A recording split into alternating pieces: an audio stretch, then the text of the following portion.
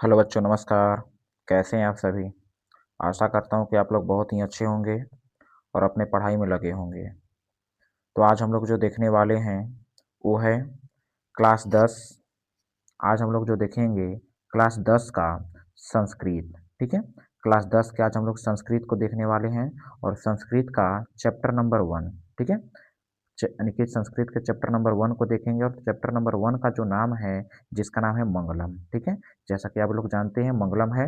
अब ध्यान से समझ लीजिएगा, इस पाठ से संबंधित जितने भी ऑब्जेक्टिव प्रश्न बनने वाले हैं, जितने भी ऑब्जेक्टिव प्रश्न बनेंगे, ये सारे के सारे ऑब्जेक्टिव प्रश्नों को आज हम लोग देखने वाले हैं। तो क्लास के अंत तक सभी लोग बने रहिएगा और सभी प्रश्नों को जरूर याद करके ही तभी क्या कीजिए, एग्जाम में बैठिएगा। ठीक है, सभी प्रश्नों को एग्जाम में देखिएगा कि अगर बैठिएगा तो एग्जाम में सभी प्रश्न जो है, इसमें से प्रश्न जो है मिलने के संभावना अधिक से अधिक रहेगा। इस बात को ध्यान रखिएगा। तो चलिए बिना देर किए हुए क्या करते हैं, क्लास को शुरू कर देते हैं। जो कि देखिए, पहला नंबर प्रश्न जो है क्या बोल रहा है। पहला प्रश्न क्या है? पहला प्रश्न बोला है आप लोगों का मंगलम पाठ में कितने मंत्र हैं। मंगलम पाठ में कुल कितने मंत्र हैं? तो आप लोग जानते होंगे कि मंगलम पाठ में कुल कितना मंत्र दिया गया है। तो कुल मंत्र है 5। ठीक है, मंगलम पाठ में कुल कितने मंत्र? 5 मंत्र दिए गए हैं। ठीक है, यानी सही जवाब हो जाएगा आप लोग का ऑप्शन नंबर बी हो जाएगा इनका। ठीक है, बढ़िया से सभी प्रश्नों को याद कर लीजिएगा। आप लोग के लिए एग्जाम के लिए बहुत ही महत्वपूर्ण यह क्लास होने वाला है। ठीक ना, ध्यान रखिएगा। बोला गया है सत्य का मुख किस पात्र से ढका हुआ है। सत्य का मुख किस पात्र से ढका हुआ है?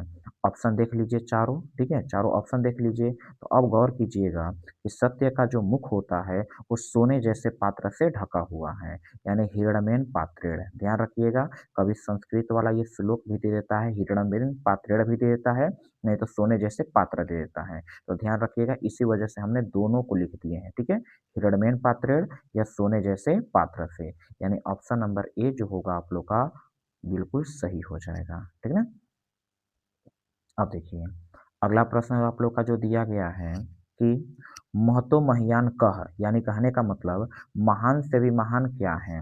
महान से भी महान क्या है? ऑप्शन है तत्वम, ब्रह्म, ब्रह्म का मतलब हो गया आत्मा। ठीक है, और फिर ऑप्शन अगला है देखिए देव, और फिर है दानव। बताइए महान से भी महान क्या है? तो आप लोग को पता होगा कि महान से भी महान क्या है? आत्मा। ठीक है, महान से भी महान क्या है? आत्मा है। इसलिए आप लोग का सही जवाब क्या हो जाएगा? ऑप्शन नंबर बी बिल्कुल सही जवाब हो जाएगा। ठीक है, चलिए अगला प्रश्न को देखिएगा। 4 नंबर प्रश्न हम लोग का क्या है? बोला गया है चौथा नंबर प्रश्न बोला है अरोड़यान। अरोड़यान, अरोड़यान मतलब हो गया कि अणु से भी छोटा, अणु से भी छोटा कौन है, यानी सूक्ष्म से सूक्ष्म कौन सा है। ठीक है, तो सूक्ष्म से सूक्ष्म महान से महान वह आत्मा। ठीक है, आत्मा है ना, बताइए कौन सा है? आत्मा। यानी अणु से भी छोटा क्या है? आत्मा है। ध्यान रखिएगा, अणु से भी छोटा क्या है? आत्मा है। तो राइट आंसर क्या हो जाएगा आप लोग का? ऑप्शन नंबर बी बिल्कुल सही हो जाएगा। ठीक है, सभी प्रश्न दिमाग में रखते चलिएगा एकदम। ठीक है, बोला गया है किसकी विजय होती है। किसकी विजय होती है? या सत्य की, या असत्य की, या क्रोध की, या मोह की? तो ध्यान रखिएगा, किसकी विजय होती है। तो किसकी विजय होती है? तो ऐसा आप लोग को जानते होंगे कि किसकी होती है? सत्य की। ठीक है, सत्य की विजय होती है, यानी सही जवाब हो जाएगा ऑप्शन नंबर ए होगा। अगला देखिएगा 6 नंबर। बोला गया किसकी विजय नहीं होती है। किसकी विजय नहीं होगी? तो किसकी नहीं होगी? असत्य की। ठीक है, असत्य की विजय नहीं होती है। ठीक है, ध्यान रखिएगा, असत्य की विजय नहीं होती है। ऑप्शन नंबर बी हो जाएगा इनका। अगला देख लीजिएगा फिर प्रश्न। बोला गया है 7 नंबर, बहती हुई नदियाँ कहाँ मिलती हैं। बहती हुई नदियाँ कहाँ मिलती है? सरोवर में, सरोवर में, या नदी में, समुद्र में, या तालाब में? बताइए कि बहती हुई नदियाँ कहाँ मिलती है। तो आप लोग याद किए होंगे कि बहती हुई नदियाँ अपना नाम और रूप को छोड़ करके समुद्र में मिल जाती हैं। ठीक है, समुद्र में मिल जाती हैं। तो सही जवाब क्या हो जाएगा? ऑप्शन नंबर सी हो जाएगा। ठीक है, चलिए अगला प्रश्न को देखिएगा। अगला प्रश्न हम लोग का है, मंगलम पाठ कहाँ से संकलित है? यानी मंगलम पाठ को कहाँ से लिया गया है? क्या वेदों से लिया गया है, पुराणों से लिया गया है, उपनिषदों से लिया गया है या वेदांगों से लिया गया है? तो ध्यान रखिएगा कि मंगलम पाठ को लिया गया है उपनिषद से। ठीक है, मंगलम पाठ को कहाँ से लिया गया है? उपनिषद से लिया गया है। राइट आंसर क्या हो जाएगा? ऑप्शन नंबर सी बिल्कुल सही हो जाएगा। ठीक है, चलिए अगला प्रश्न देखिए, बोला गया है उपनिषद के रचनाकार कौन हैं? उपनिषद के रचनाकार कौन हैं? कौन है? महात्मा विदुर हैं या महर्षि वाल्मीकि हैं या महर्षि वेदव्यास हैं या कालिदास हैं? तो गौर कीजिएगा कि उपनिषद बोल दे या फिर मंगलम पाठ बोले। ठीक है, उपनिषद बोले या मंगलम पाठ बोले, इन दोनों के रचनाकार कौन हो जाएंगे? महर्षि वेदव्यास हो जाएंगे। ठीक है, महर्षि वेदव्यास हो जाएंगे। सही उत्तर ऑप्शन नंबर सी होगा इनका। चलिए 10 नंबर प्रश्न को देखिएगा। 10 नंबर प्रश्न है, यह संसार किसके द्वारा अनुशासित है? यह संसार किसके द्वारा अनुशासित है? ऑप्शन देखिए, ऑप्शन है आप लोग का मनुष्य के द्वारा, परमात्मा द्वारा, दानव द्वारा या वीरों के द्वारा। बताइए यह संसार किसके द्वारा अनुशासित है? तो आप लोग को पता होगा कि यह संसार, इस पाठ के अकॉर्डिंग बताना है, मंगलम पाठ के अकॉर्डिंग बताना है, यह संसार किसके द्वारा अनुशासित है? तो किसके द्वारा है? परमात्मा के द्वारा। ठीक है, परमात्मा के द्वारा अनुशासित है। सही जवाब ऑप्शन नंबर बी हो जाएंगे। चलिए अगला प्रश्न को देखिएगा। अगला है 11 नंबर प्रश्न, बोला है हिरण्यमेन पात्रेण डॉट डॉट डॉट मंत्र किस उपनिषद से लिया गया है? ध्यान दीजिएगा, जो पहला श्लोक है, जो पहला श्लोक है, हिरण्यमेन पात्रेण ततस्य पिहितम मुखम तत्वम पुषण पावृणु सत्य धर्माय दृष्टि, इस प्रकार का श्लोक है। तो ये बताना है ये जो श्लोक है वो कहाँ से लिया गया है। इन सभी, ये जब भी सभी जो उपनिषद है, अब इसमें से बताना है कि ये जो श्लोक है, जो आप लोग का हिरण्यमेन पात्र सतः से पीतम मुखम, किस श्लोक से यानी किस उपनिषद से लिया गया है? बताइए। तो ध्यान रखिएगा, इसको लिया गया है, याद रखिएगा ईशावास्योपनिषद। ठीक है, याद रखिएगा ईशावास्योपनिषद से लिया गया है। ठीक है ना, सही जवाब हो जाएगा आप लोग का ऑप्शन नंबर ए बिल्कुल सही हो जाएगा। अगला देख लीजिएगा। अगला प्रश्न है आप लोग का क्या, बोला गया है अरुणोदयान महतो महियान मंत्र किस उपनिषद से संग्रहित है? अब बताना है, दूसरा श्लोक है अरुणोदयान महतो महियान। ठीक है, अब बताना है कि ये जो है किस उपनिषद से लिया गया है। तो किस उपनिषद से लिया गया है? तो याद रखिएगा ये लिया गया है कंठोपनिषद से। ठीक है, ये वाले श्लोक को लिया गया है कंठोपनिषद से लिया गया है। सही जवाब ऑप्शन नंबर बी हो जाएगा। चलिए अगला प्रश्न को देखिएगा। अगला प्रश्न है 13 नंबर प्रश्न, बोला है नदियाँ नाम और रूप को छोड़कर किसमें मिल जाती हैं? नदियाँ नाम और रूप को छोड़कर किसमें मिल जाती है? किसमें मिलती है? क्या समुद्र में मिलती है, मानसरोवर में मिलती है, देवलोक में मिलती है या आकाश में मिलती है? तो आप लोग को अभी तक पता चल गया होगा कि नदियाँ नाम और रूप को छोड़कर कहाँ मिलती है? समुद्र में मिलती है, समुद्र में मिल जाती है। इसलिए सही जवाब हो जाएगा आप लोग का ऑप्शन नंबर ए हो गया। अगला फिर प्रश्न देख लीजिएगा। अगला प्रश्न है 14 नंबर प्रश्न दिया गया है, सत्यमेव जयते किस उपनिषद का मूल मंत्र है?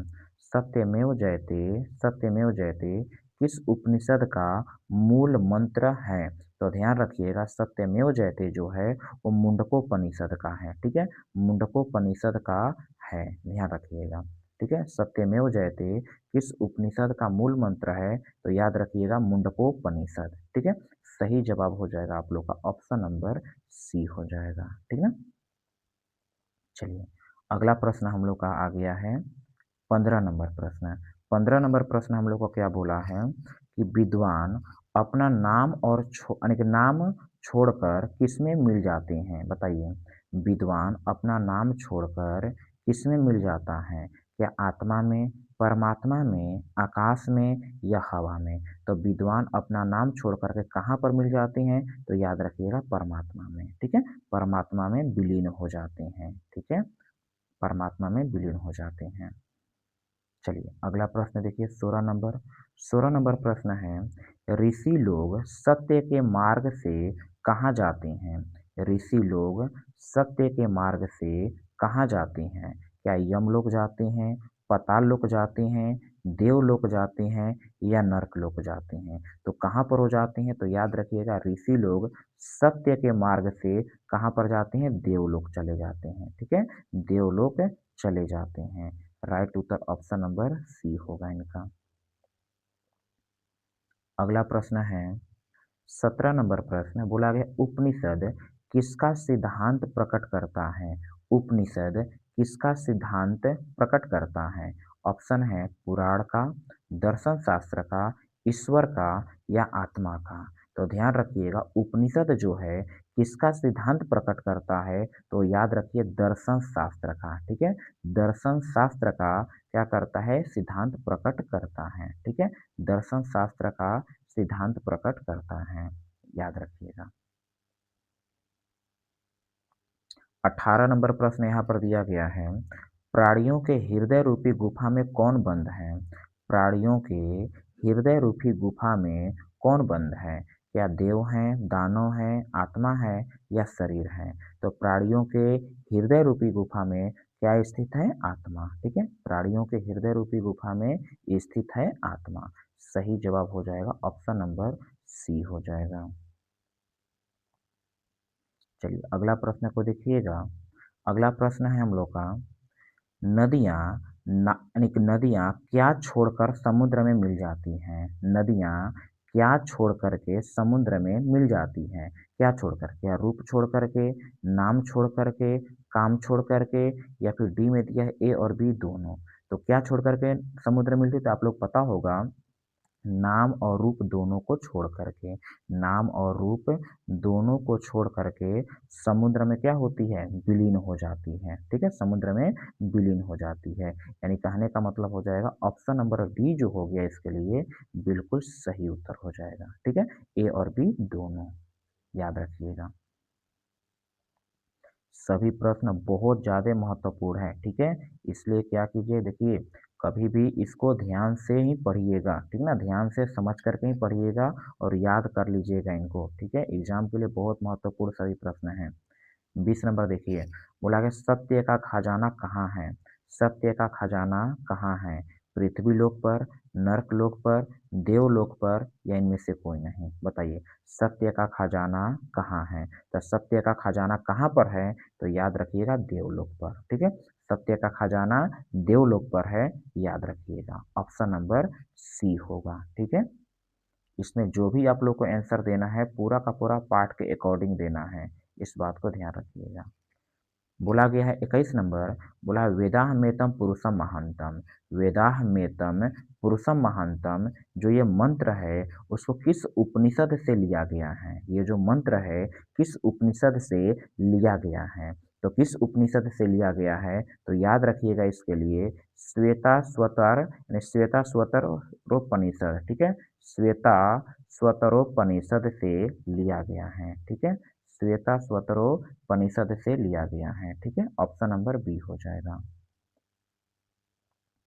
चलिए अगला प्रश्न है 22 नंबर प्रश्न हम लोग का है, उपनिषदों की संख्या कितनी है? उपनिषदों की संख्या कितनी होती है? क्या 105 है या 108 है या 110 है या या 112 है? बताइए। तो उपनिषदों की कुल संख्या जो होती है, उपनिषद की कुल संख्या तो कितनी होती है? तो याद रखिएगा उपनिषद की कुल संख्या होता है 108। ठीक है, 108 होता है। सही जवाब ऑप्शन नंबर बी हो जाएगा इनका। चलिए अगला प्रश्न देखिएगा। बोला गया मृत्यु को वश में कौन कर लेते हैं?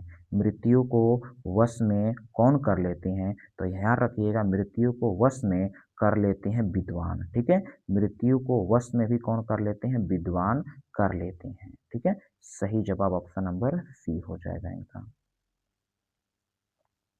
चलिए अगला प्रश्न है 24 नंबर, बोला गया उपनिषद उपनिषद के अंतिम भाग में किसका सिद्धांत है? उपनिषद के अंतिम भाग में किसका सिद्धांत है? तो याद रखिएगा वेदांत दर्शन। ठीक है, उपनिषद के अंतिम भाग में किसका सिद्धांत है? तो याद रखिएगा वेदांत दर्शन। ऑप्शन नंबर ए बिल्कुल सही होगा आप लोगों का। ठीक है, चलिए 25 नंबर प्रश्न को देखिएगा। 25 नंबर प्रश्न है, परमात्मा की परमात्मा की महिमा का वर्णन किसमें किया गया है? बताइए, परमात्मा की महिमा का वर्णन किसमें किया गया है? ये चारों जो है, चारों यहाँ पर देखिए उपनिषद दिया गया है और बताना है कि इनमें से किस में परमात्मा के महिमा के बारे में बताया गया है। तो याद रखिएगा, परमात्मा के महिमा के बारे में बताया गया है ईशावास्योपनिषद में, ठीक है? ईशावास्योपनिषद में परमात्मा के महिमा के बारे में बताया गया है, ठीक है? सही जवाब ऑप्शन नंबर बी हो जाएगा। चलिए अगला प्रश्न है, बोला गया है कि ब्राह्मण, ठीक है, ब्राह्मण यानी सत्य, ठीक है, इसका मतलब हो गया सत्य, यानी सत्य का मुख किससे ढका है? सत्य का मुख किससे ढका है? क्या सोने से या चांदी से, ठीक है, चांदी से या लोहा से या मिट्टी से? तो क्या है, आप लोग का पहला श्लोक में ही है कि सोने जैसे पात्र से सत्य का मुख ढका हुआ है। तो किससे ढका हुआ है? सोने से, ठीक है, सोना से ढका हुआ है, ठीक है, ऑप्शन नंबर ए हो जाएगा। अगला है 27 नंबर प्रश्न है, बोला गया है जय किसकी होती है? जय किसकी होती है? किसकी होती है जय? तो जय किसकी होगी? सत्य की होगी ना। जय किसकी होगी? सत्य की होगी। तो सही उत्तर क्या हो जाएगा आप लोग का? ऑप्शन नंबर ए हो जाएगा, बिल्कुल सही जवाब, ठीक है।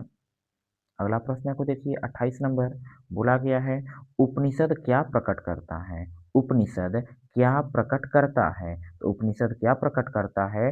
तो दर्शन शास्त्र के सिद्धांत, याद रखिएगा, उपनिषद जो प्रकट करता है वो दर्शन शास्त्र के सिद्धांत प्रकट करता है, ठीक है, दर्शन शास्त्र के सिद्धांत प्रकट करता है। राइट उत्तर ऑप्शन नंबर सी होगा इनका। चलिए अगला प्रश्न है 29 नंबर, बोला गया परमात्मा कहाँ रहते हैं? परमात्मा कहाँ रहते हैं? तो परमात्मा कहाँ रहते हैं? सर्वत्र, यानी सभी जगह रहते हैं, ठीक है, परमात्मा कहाँ रहते हैं? सर्वत्र यानी सभी जगह रहते हैं, ठीक है, सर्वत्र यानी सभी जगह। ऑप्शन नंबर बी हो जाएगा इनका, ठीक है। चलिए अगला और लास्ट प्रश्न है हम लोग का, ठीक है, लास्ट प्रश्न है 30 नंबर, बोला महान से भी महान कौन है? महान से भी महान कौन है? क्या आत्मा है या या देवता है, ऋषि है या दानव है? तो महान से भी महान क्या है? आत्मा, क्या है? आत्मा, ठीक है, आत्मा है। ऑप्शन नंबर ए बिल्कुल सही हो जाएगा। तो आज के लिए हम लोग का क्लास इतना पर ही रहेगा, ठीक है, आज का क्लास हम लोग का इतना पर ही रहेगा। मिलते हैं फिर कल अगले क्लास में, और कल के लिए फिर आप लोग का, अब देखिए रोज जो है आप लोग का पार्ट बाई पार्ट जो होगा, चैप्टर वाइज पूरा का पूरा ऑब्जेक्टिव क्लास जो है इस पर रहेगा, ठीक है, इस चैनल पर ही ऑब्जेक्टिव क्लास जो है पूरा का पूरा इस पर रहने वाला है। इसलिए क्या कीजिएगा, रोज जो है ऑब्जेक्टिव क्लास जितना भी देंगे उन सभी क्लास को ध्यानपूर्वक कर लीजिएगा, ठीक ना, सभी क्लास को ध्यानपूर्वक जरूर कर लीजिएगा, सही रहेगा आप लोगों के लिए, ठीक है। तो मिलते हैं कल अगले क्लास से पाटलिपुत्र वैभवम के साथ, ठीक है, कल हम लोग का अगला चैप्टर चलेगा पाटलिपुत्र वैभवम, ठीक है। चलिए आज के लिए इतना ही, मिलते हैं अगले क्लास में, तब तक के लिए पढ़ते रहिए और आगे बढ़ते रहिए, ठीक है। Good, bye bye.